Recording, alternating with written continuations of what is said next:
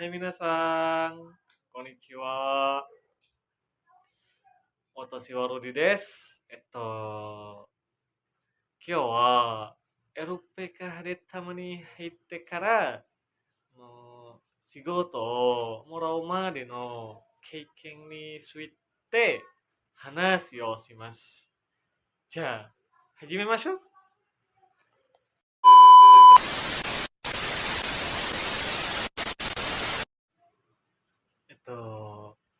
私は大学を卒業した後、とっても悩みました。のどこで働ければいいかわかりませんでした。インドネシアで仕事を探しましたが、なかなか見つかりませんでした。その時、将来がとっても不安でした。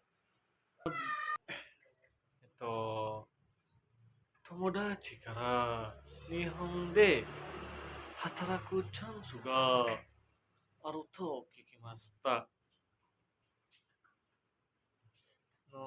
日本は給料もいいし、経験もたくさんできると聞きました。私はチャレンジしたいと思いました。えっと、ある日、インスタグラムで LPK ハデタマを見つけました。その時、日本でチャンスがあるとして、とっても興味を持ちました。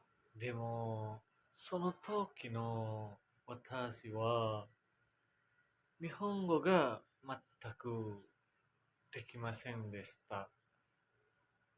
と、ひらがなも、カタカナも、漢字もわかりませんでした。それでも、日本で働きたいという夢があったので、LPK 派でたまに入ることを決めました。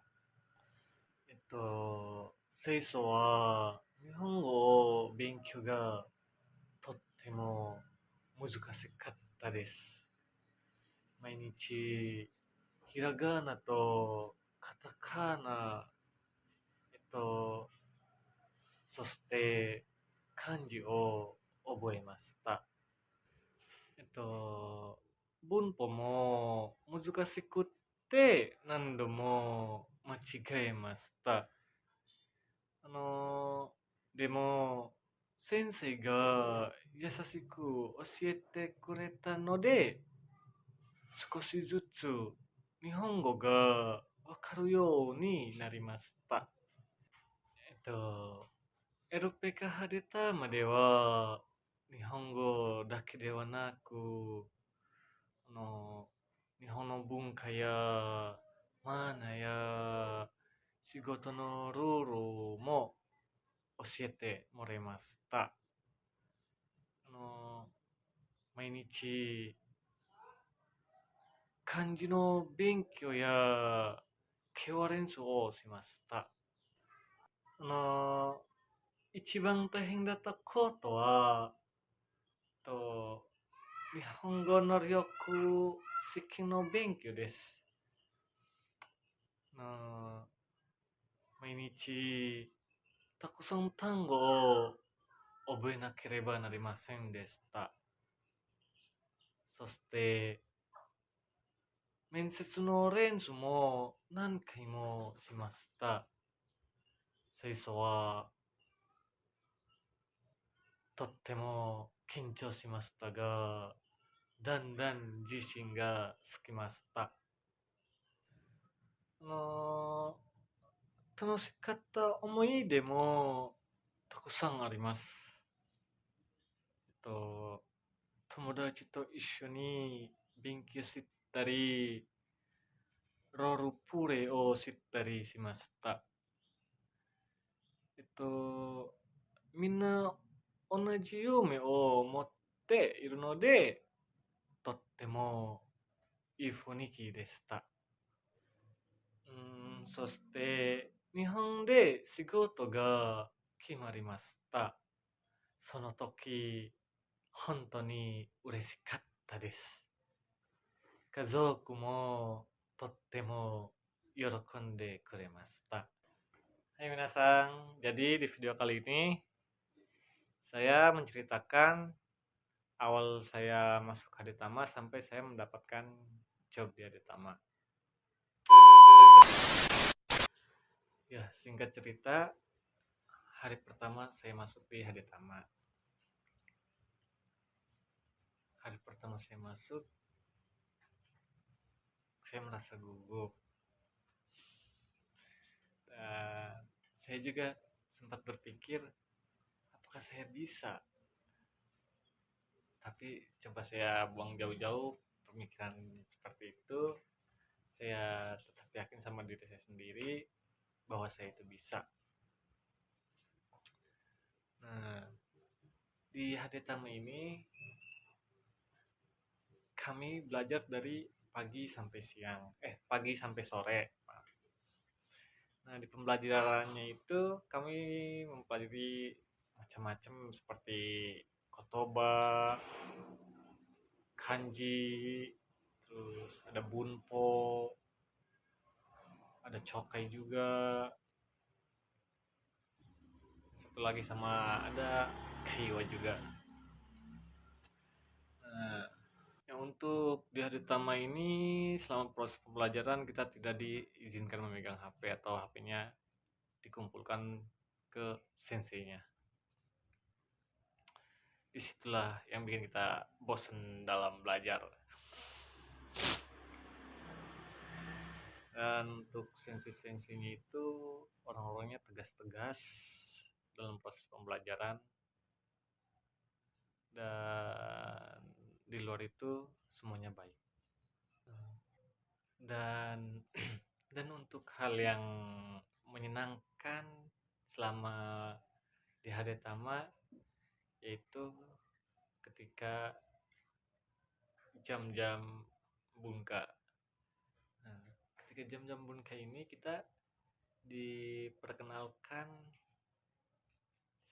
dengan budaya-budaya Jepang ataupun masakan-masakan Jepang. Nah, dari situ kita juga bisa belajar, bisa tahu bagaimana kehidupan di Jepang. Ada banyak juga tantangan dan rintangan selama kita berproses. Kadang saya merasa tertinggal dari teman-teman saya. Saya juga merasa kurang percaya diri. Ada waktu di mana saya merasa frustasi dan merasa ingin mengakhiri semua proses saya. Waktu itu ketika saya gagal lulus ujian SSW Keigo bahasa Jepang. Di situ saya frustasi. Saya tidak bisa berpikir secara jernih lagi. Tapi dari semua itu banyak orang-orang yang mendukung saya, baik dari sensei, baik dari teman-teman semua maupun keluarga. Nah, dari situ saya terus belajar setiap hari, mengulang-ulang materi Keigo, dan alhamdulillahnya yang kedua kali saya berhasil lulus. Singkat cerita, hari dimana diadakannya wawancara besar-besaran dengan kurang lebih 6 perusahaan dan 100 sampai 150 siswa yang ikut serta dalam wawancara tersebut. Jujur, ketika itu saya sudah berusaha semaksimal saya mungkin, tapi entah mengapa di hati saya bahwa saya tidak yakin bisa lulus dalam wawancara ini. Dan selang beberapa jam kemudian, ketika semuanya sudah mendapatkan giliran wawancara, di hari itu juga kita diumumkan lulus atau tidaknya. Dan tidak disangkanya, nama saya dipanggil paling awal. Saya tidak menyangka pada saat itu, bahkan saya hampir meneteskan air mata saking bahagianya ketika mendapat kabar tersebut. Saya juga langsung memberitahu kedua orang tua saya, keluarga saya, dan mereka juga tidak kalah terkejutnya dengan saya. Tidak disangka-sangka selama ini perjuangan yang saya lakukan tidak sia-sia begitu saja. Ya teman-teman, sekarang saya sadar semua proses itu tidak mudah, tetapi semua usaha itu sangatlah berharga. Untuk teman-teman yang sedang berjuang, ingatlah, jika kalian merasa lelah itu normal. Jika kalian merasa takut itu wajar. Tetapi janganlah kalian berhenti. Teruslah belajar, teruslah berusaha. Dan percayalah bahwa proses tidak akan pernah mengkhianati hasil. Ganbaro. 夢は簡単ではありませんが、努力すれば必ずチャンスがあります。最後まで見てくれてありがとうございました。